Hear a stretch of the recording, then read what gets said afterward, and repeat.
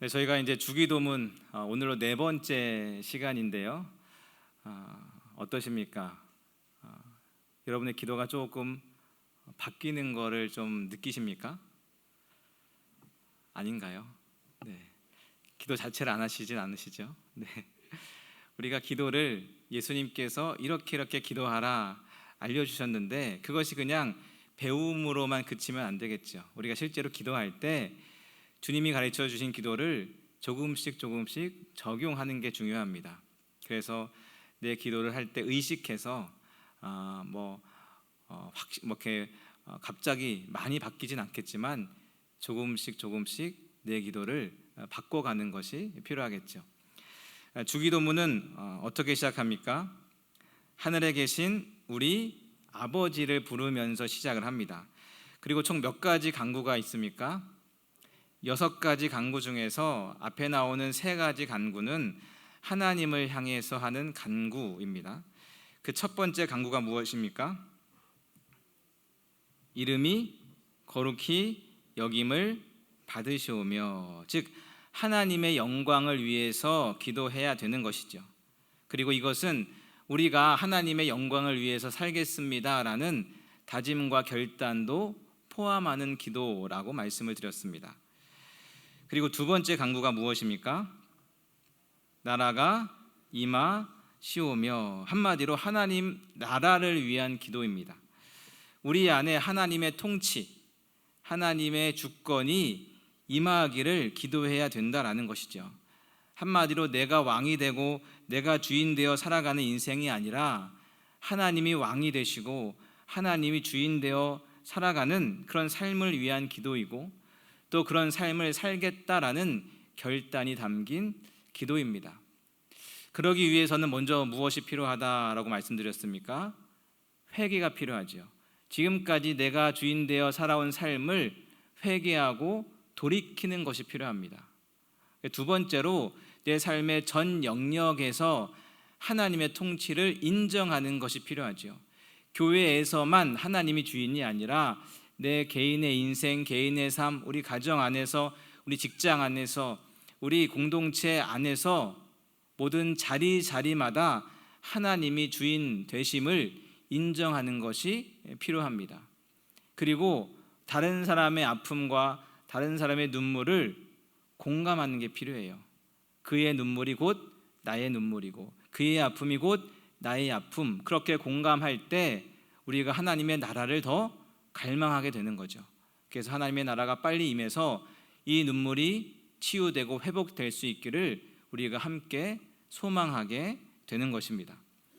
그래서 그렇게 하나님이 진정으로 왕으로 다스리시고 통치하시는 나라가 일어난다면 그 다음에 어떤 일이 일어나겠습니까?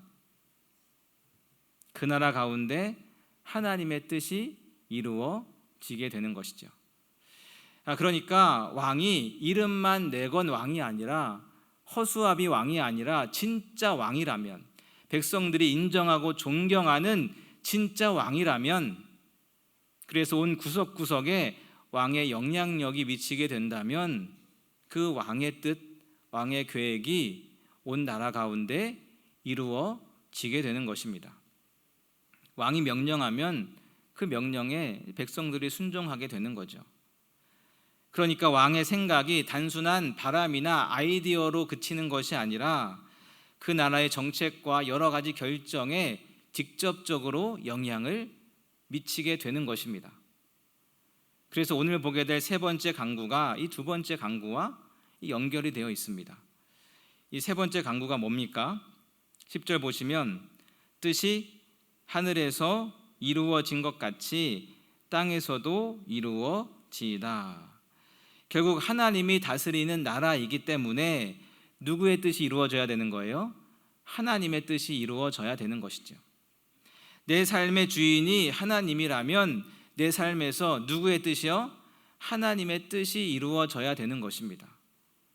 그래서 하나님의 나라를 위한 2번째 간구와 이 하나님의 뜻을 위한 3번째 간구가 서로 연결이 되는 기도인 셈이죠. 하나님이 통치하시는 나라에서 중요한 것은 무엇이겠습니까? 그 하나님의 뜻, 왕 대신 주인 대신 하나님의 뜻이 이루어지는 것, 그것이 그 나라에서 중요한 일이 되는 것이죠. 근데 우리는 어떻습니까? 내 삶의 주인은 하나님입니다. 내 삶의 왕은 하나님입니다. 하나님이 내 삶을 다스려 주십시오라고 말은 하지만 정말 하나님의 뜻보다는 내 뜻을 더 갈망하지 않습니까? 하나님의 뜻을 위해 기도할 때보다 내 뜻을 위해서 기도할 때가 더 많지 않습니까? 하나님이 우리의 삶의 진정한 주인이고 왕이라면 우리의 삶에서 누구의 뜻이요? 하나님의 뜻이 이루어질 수 있기를 축복합니다. 우리 교회의 진정한 주인이 하나님이시라면 우리 교회에 하나님의 뜻이 이루어질 수 있기를 소망합니다. 여러분, 제 뜻이 중요한 게 아니에요. 죄송하지만 여러분의 뜻이 중요한 게 아닙니다.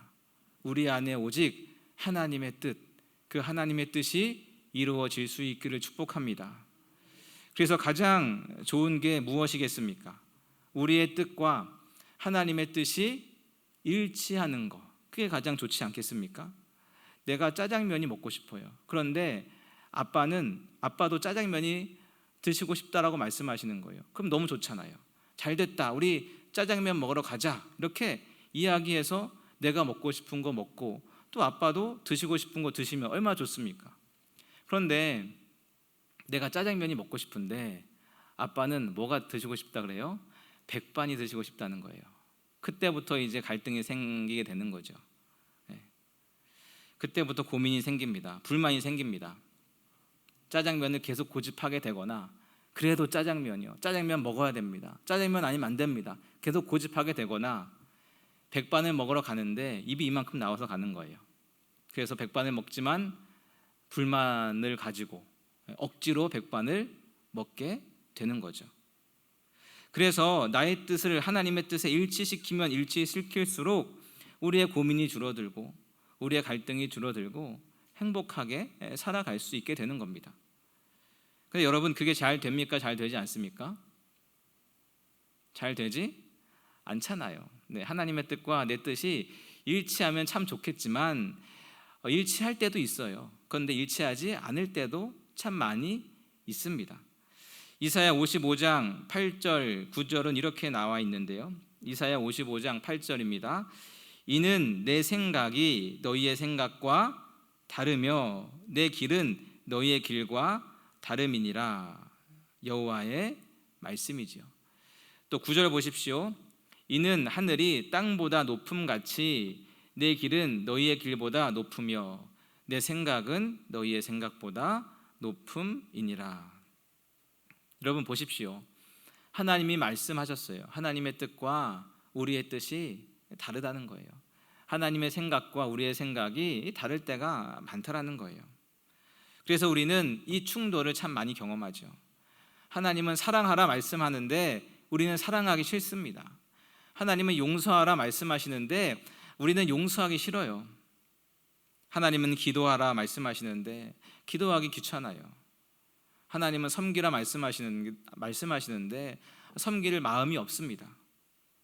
하나님은 돈을 사랑하지 말라 말씀하시는데 어때요? 나는 뭐가 좋아요? 돈이 좋잖아요.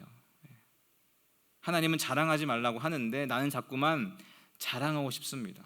끊임없이 하나님의 뜻과 나의 마음이 충돌되는 것을 발견하게 되죠. 우리가 기도할 때 힘든 지점, 우리가 신앙생활하며 성도로 살아갈 때 힘든 지점이 바로 여기에요. 하나님의 말씀과 내 마음이 서로 다를 때. 근데 여러분 생각해 보십시오. 하나님의 뜻이, 하나님의 계획이 이루어지겠습니까? 이루어지지 않겠습니까? 하나님의 뜻은 반드시 이루어지게 되어 있습니다. 하나님이 작정하셨다면, 하나님이 계획하셨다면 하나님의 그 뜻과 계획이 반드시 이루어지게 되어 있어요. 이사야서 14장 24절 말씀 보십시오. 이사야 14장 24절 말씀 우리 함께 읽겠습니다. 시작.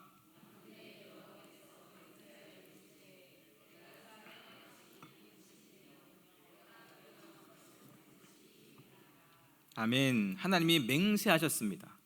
내가 생각한 것 반드시 될 것이다. 내가 경영한 것 반드시 이루어질 것이다. 여러분, 하나님의 뜻은 반드시 이루어지게 되어 있습니다. 그리고 하나님의 뜻이 반드시 이루어지는 게 또 맞습니다. 그러니 어쩌하겠습니까? 하나님의 뜻을 순순히 인정하고 받아들이는 것. 그래서 내 뜻이 하나님의 뜻과 좀 다를지라도 내 뜻을 하나님의 뜻에 맞추어 가는 것, 그것이 속편한 거고요. 그것이 행복한 거예요. 로마서 12장 2절 말씀 한번 보십시오. 로마서 12장 2절은 이렇게 말씀하고 있습니다.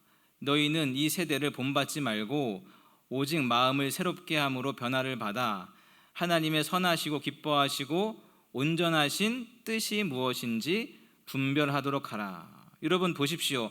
이 세대를 본받지 말고 하나님의 선하시고 기뻐하시고 온전한 뜻이 무엇인지 뭐 하라고요? 분별하라고요. 여러분, 이 세대는 하나님의 뜻에 관심이 없습니다. 하나님의 마음, 하나님의 계획에 관심이 없어요. 뭐에 관심이 있습니까? 자신의 마음, 자신의 뜻, 자신의 계획에 관심이 있죠.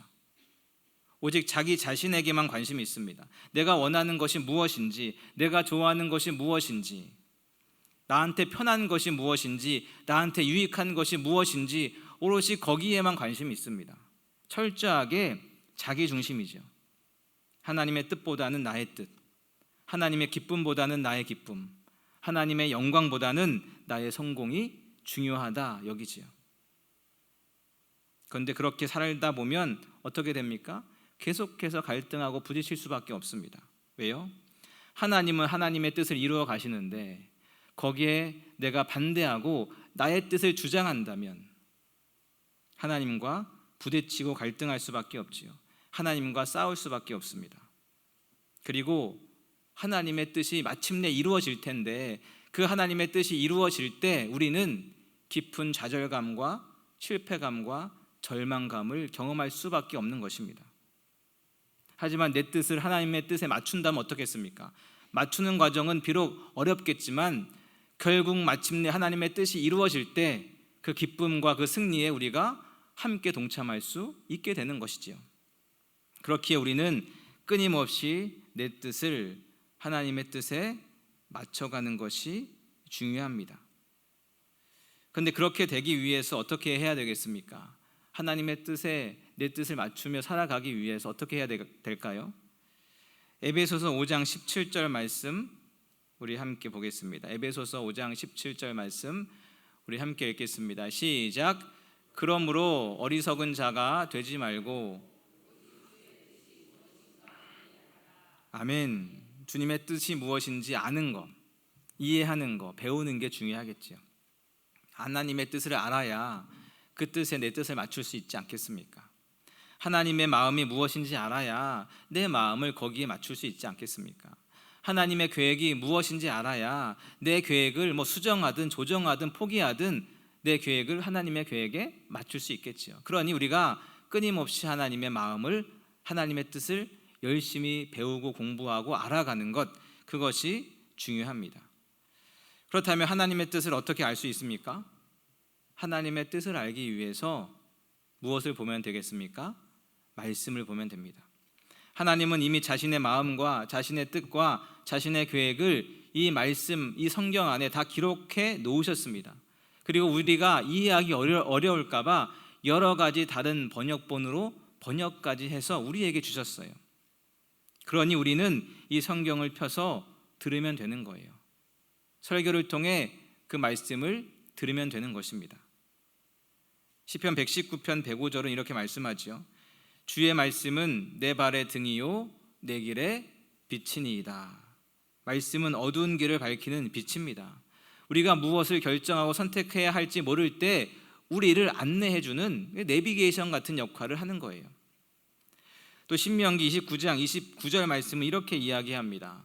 감추어진 일은 우리 하나님 여호와께 속하였거니와 나타난 일은 영원히 우리와 우리 자손에게 속하였나니 이는 우리에게 이 율법의 모든 말씀을 행하게 하심이니라. 이게 무슨 말입니까? 하나님의 일들 중에 우리가 알 수 있는 일도 있고 우리가 알 수 없는 일도 있다라는 거예요. 그렇잖아요. 우리가 어떻게 하나님의 뜻과 계획과 마음을 다 알 수 있겠습니까? 하나님의 일들 중에 우리가 알 수 없는 것도 있어요. 하지만 그 모든 것들을 다 성경에 기록했으니 그냥 이 성경을 실천하면 된다라는 거예요. 이 말씀대로 살아가면 된다라는 것이죠. 여러분, 우리가 하나님의 뜻을 어찌 다 알겠습니까? 하나님의 마음을 어찌 다 알겠어요? 그렇다면 성경을 펴서 읽으십시오. 말씀이 행하는 대로 살아가십시오. 그러면 우리가 하나님의 마음과 뜻을 다 알지 못할지라도 우리가 가는 걸음은 하나님의 뜻을 이루어가는 걸음이 되는 것이고 하나님이 원하시는 그 길로 우리가 나아가게 되는 것이지요. 그래서 하나님의 말씀, 이 성경을 아는 것이 중요합니다. 두 번째로 하나님의 뜻을 알기 위해선 기도를 해야 됩니다. 여러분, 하나님은 기도하는 사람에게 자신의 마음, 자신의 뜻을 알려주십니다. 우리가 잘 아는 말씀 예레미야 33장 3절 말씀 우리 함께 읽겠습니다. 시작. 너는 내게 부르짖으라. 내가 내게 응답하겠고 내가 알지 못하는 크고 은밀한 일을 내게 보이리라. 아멘. 이 말씀은 바벨론이 예루살렘 성을 포위하여서 절망적인 상황 속에서 하나님이 주신 말씀이에요. 하나님이 예레미야에게 말씀합니다. 지금 상황이 참 캄캄하지만 나에게 기도해라. 그러면 내가 너의 마음과 나의 계획과 나의 뜻을 알려줄 것이다. 여러분, 하나님의 뜻은 기도하는 자에게 열리는 줄로 믿습니다. 그저 머리로만 고민한다고 하나님의 뜻을 알 수 있는 게 아니에요. 세상 정보에 귀를 기울인다고 하나님의 길을 알 수 있는 것도 아닙니다. 하나님은 누구에게 자신의 마음을 보여주십니까? 하나님 앞에 무릎 꿇는 사람, 하나님을 간절히 찾고 기도하는 사람에게 자신의 뜻과 자신의 계획을 보여주시는 줄로 믿습니다. 사무엘하 5장에 보면 다윗이 블레셋과의 전투를 앞두고 하나님께 기도합니다. 하나님, 내가 블레셋과 전투를 해야 됩니까? 하면 이길 수 있습니까? 물어보지요. 아니, 다윗은 왕입니다. 수많은 전쟁을 한 전쟁의 용사입니다. 자신의 판단으로 전투를 결정할 수 있습니다. 하지만 그는 하나님께 기도하지요. 하나님께 묻습니다. 그리고 하나님께서 말씀하세요. 가서 싸워라. 그러면 이길 것이다. 그 말씀 따라 다윗은 하나님의 뜻 안에서 승리를 거두게 되는 것이죠. 우리도 마찬가지입니다. 중요한 결정을 앞두고 인생의 중요한 전환점에서 가장 먼저 해야 할 일이 있다면 기도인 줄로 믿습니다. 기도를 통해서 우리는 하나님의 뜻을 알아갈 수 있는 것이지요. 세 번째로 하나님과의 친밀한 교제를 통해서 우리는 하나님의 뜻을 알 수 있습니다. 여러분, 말하지 않아도 안다라는 그런 말이 있지 않습니까? 그런데 어떻게 그런 일들이 가능해지겠습니까? 가까워지고 친밀할 때 그런 일들이 가능해지는 것이죠. 오래 사귄 친구라면, 오랫동안 함께 생활한 가족이라면 이런저런 말을 하지 않아도 무슨 마음을 갖고 있는지, 무슨 생각을 갖고 있는지 다 알 수 있습니다. 표정만 봐도 알아요. 그냥 느낌만 봐도 알지요. 마찬가지로 하나님과 우리가 친밀한 교제를 누리면 누릴수록 우리는 하나님의 마음과 뜻을 더 잘 알게 되어 있습니다. 출애굽기 33장 11절 말씀에 보면 이렇게 되어 있습니다. 사람이 자기의 친구와 이야기함 같이 여호와께서는 모세와 대면하여 말씀하셨다. 모세는 광야에서 사람들을 이끌면서 수많은 결정을 해야 됐습니다. 하지만 그는 늘 하나님과 가까이 대면했어요. 친구처럼 이야기를 나눴습니다. 그래서 그런 친밀한 관계를 통해서 하나님의 마음을, 하나님의 뜻과 계획을 잘 알 수 있었던 거죠. 하나님은 다윗 역시 내 마음에 합한 자라고 말씀하셨습니다. 이 마음은 다윗과 끊임없이 하나님이 교통하고 친밀하게 교제했다라는 것입니다. 그렇기에 다윗이 끔찍한 죄를 지었을 때 하나님의 질책을 쉽게 수용할 수 있었던 것도 그가 평소에 하나님과 친밀한 교제를 누려왔기 때문이죠. 여러분, 하나님과 깊은 교제를 누리는 자가, 하나님과 친밀한 교제를 경험하는 자가 하나님의 뜻을 더 잘 알 수 있습니다. 그렇기 때문에 하나님의 뜻을 알고 싶으시거든 말씀을 읽으십시오. 그리고 기도하십시오. 그리고 하나님과 친밀한 교제를 이루어 가십시오. 그러면 하나님의 뜻을 모르고 싶어도 모를 수가 없어요. 하나님의 뜻을 다 알게 되는 거죠. 그럼 그렇게 해서 알 수 있는 하나님의 뜻이 무엇일까요? 여러분, 우리가 지금까지 그렇게 살지 않았습니까? 수십 년 말씀을 읽고 수십 년 설교를 듣고 수십 년 기도하며 수십 년 하나님과 친밀한 교제를 누리며 살지 않았습니까? 그렇게 해서 우리가 발견한 하나님의 뜻이 무엇입니까? 그렇게 해서 여러분이 발견한 하나님의 뜻이 무엇인가요? 네? 무엇입니까? 많이 있습니다. 딱 하나가 정답이고 다 틀렸다, 이게 아니에요. 우리는 이미 하나님의 뜻을 다 알고 있어요. 뭐겠습니까? 예배해야 된다, 기도해야 된다, 찬양해야 된다, 복음 전해야 된다, 사랑해야 된다, 원수를 용서해야 된다, 미워하지 말고 인내하고, 그런 거잖아요. 어려운 사람 있으면 도와주고 구제해야 된다. 그것이 우리가 알고 있는 하나님의 마음, 하나님의 뜻이지요. 바로 그것을 위해 기도해야 된다라는 거예요. 하나님의 뜻이 그냥 머리로만, 지식으로만 머물지 않고 그것이 정말 내 인생에서, 우리 가정에서, 우리 교회에서 진짜 이루어질 수 있도록, 그리고 우리가 그러한 삶을 살아가도록 우리가 기도해야 된다라는 것이죠. 결국 신자의 삶이란 하나님의 뜻을 이루며 살아가는 삶입니다. 하나님의 뜻을 아는 것으로 그치는 것이 아니고 매일매일의 삶 가운데 그 뜻을 이루어가며 살아가는 삶이 곧 성도의 삶이고 신자의 삶이지요. 여러분, 우리가 바로 그런 삶을 살아가길 축복합니다. 우리가 이미 다 알고 있잖아요. 그 알고 있는 그 하나님의 뜻을 매일매일 삶 가운데 실천하며 살아갈 수 있기를 축복합니다. 그런데 그렇게 생각하다 보면 또 이런 생각을 할 수 있습니다. 아니, 하나님의 뜻은 결국 이루어진다면서요. 그러면 왜 굳이나 기도해야 하는 것입니까? 왜 굳이나 우리가 그것을 위해 수고해야 되는 것입니까? 기도하지 않고 가만히 있어도 하나님의 뜻이 이루어지지 않겠습니까? 내가 그 일을 위해서 수고하지 않아도 하나님의 뜻이라면 이루어지지 않겠습니까? 충분히 이렇게 생각할 수 있습니다. 여러분, 어떠십니까?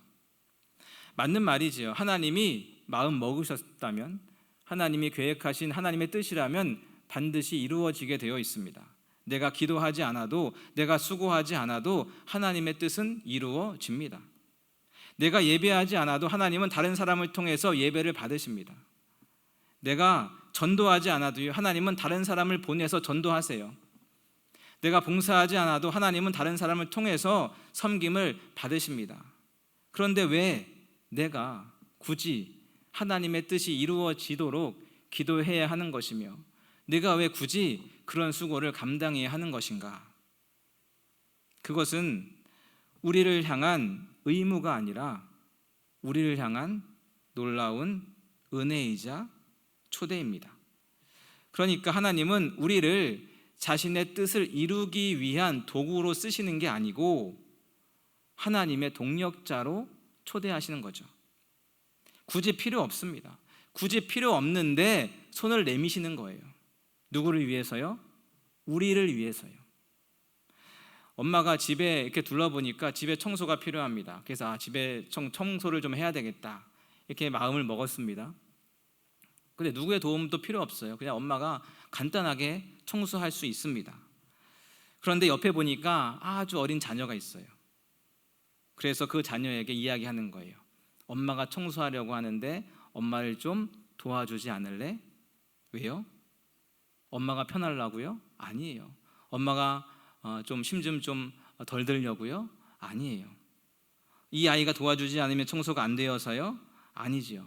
아이가 도와주지 않아도 청소 충분히 합니다. 아니, 오히려 더 빨리, 더 깔끔하게 청소할 수 있어요. 하지만 아이에게 엄마를 도와주는 기쁨을 알게 하기 위함이지요. 깨끗하게 청소된 집을 보면서 함께 그 일에 내가 동참했다라는 기쁨을 누리게 하기 위함이지요. 그러니까 아이를 청소에 동참시키는 것은 아이를 위한 엄마의 배려이자 엄마의 희생입니다. 깨끗한 집안을 보면서 뿌듯해하고 내가 엄마를 도와줬다라는 것에 기뻐할 수 있도록 청소에 아이를 동참시키는 거죠. 마찬가지입니다. 하나님의 뜻을 위해 기도하고 하나님의 뜻을 위해 살아가라는 말씀은 우리에게 짐이나 부담을 지워주기 위함이 아닙니다. 우리에게 일감을 몰아주기 위함도 아닙니다. 우리가 그 일을 하지 않으면 하나님의 뜻이 이루어지지 않아서도 아닙니다. 하나님은 전능하신 분으로 우리가 없어도 충분히 하나님의 뜻을 이루어 가십니다. 이 지구상에 인간이 단 한 명도 없을지라도 하나님의 뜻은 결단코 훼손되지 않습니다. 하나님의 영광은 훼손되지 않습니다. 그럼에도 불구하고 우리를 그 거룩한 일에, 그 위대한 일에 초대하시는 놀라운 하나님의 은혜인 것이죠. 그저 우리를 구경꾼으로 머물게 하지 않으시고 하나님의 동역자로 우리를 부르신 거예요. 왜요? 하나님 나라를 이루어 가시는데 하나님의 뜻이 이루어지는 그 기쁨, 그 승리, 그것에 우리를 동참케 하시기 위함이지요. 여러분, 하나님의 위대한 일에 동참하십시오. 하나님의 손을 뿌리치지 마십시오. 하나님의 초대에 응답하셔서 하나님과 함께 하나님의 뜻을 이루어가는 기쁨, 하나님의 승리가 이루어지는 놀라운 기쁨을 우리 함께 누려갈 수 있기를 축복합니다. 하나님의 뜻을 위해 기도한다는 것, 하나님의 뜻을 위해 살아간다는 것은 결국 우리에게 축복이라는 것을 기억하십시오. 그래서 하나님의 뜻을 위해 기도하시고 하나님의 뜻을 위해 살아감으로 말미암아 우리의 삶의 전 영역에서 하나님의 뜻이 이루어지는 놀라운 은혜가 우리 삶에 가득 경험되어질 수 있기를 주님의 이름으로 축원합니다. 기도하겠습니다.